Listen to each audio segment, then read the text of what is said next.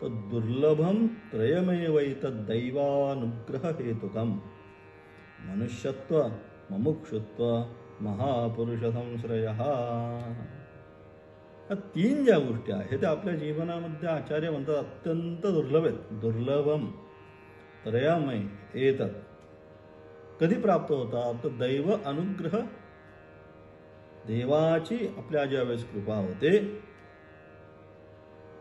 त्याच वेळेस आपल्याला या तीन गोष्टी प्राप्त होतात.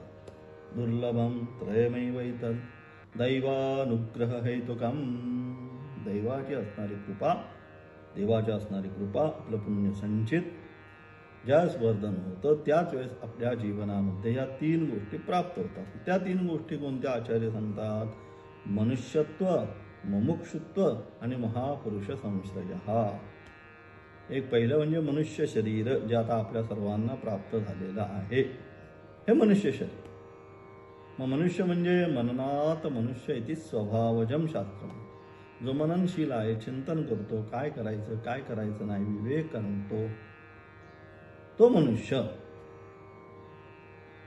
मग मनुष्य शरीर नुसतं प्राप्त होऊन चालणार आहे का आता? तर नाही. मग आचार्य म्हणतात मनुष्यत्व, मुमुक्षुत्व, चिंतन करून काय केलं पाहिजे त्याने? मुमुक्षुत्व म्हणजे काय? परमेश्वर जाणण्याची इच्छा, मोक्तुम इच्छा मुमुक्षा, शास्त्रीय शब्द.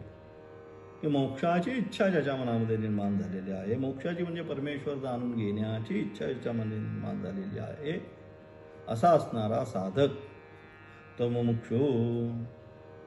आणि तिसरे, या दोन्ही गोष्टी जरी असल्या तरी तिसरी गोष्ट अत्यंत महत्त्वाची जीवनामध्ये, महापुरुष संश्रय.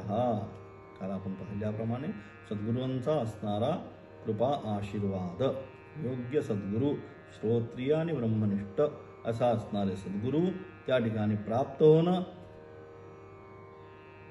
हे सगळं कसं आहे? हे दुर्लभ आहे. आणि परमेश्वराची आपल्यावर कृपा असेल तरच ह्या तीन गोष्टी आपल्याला प्राप्त होतात.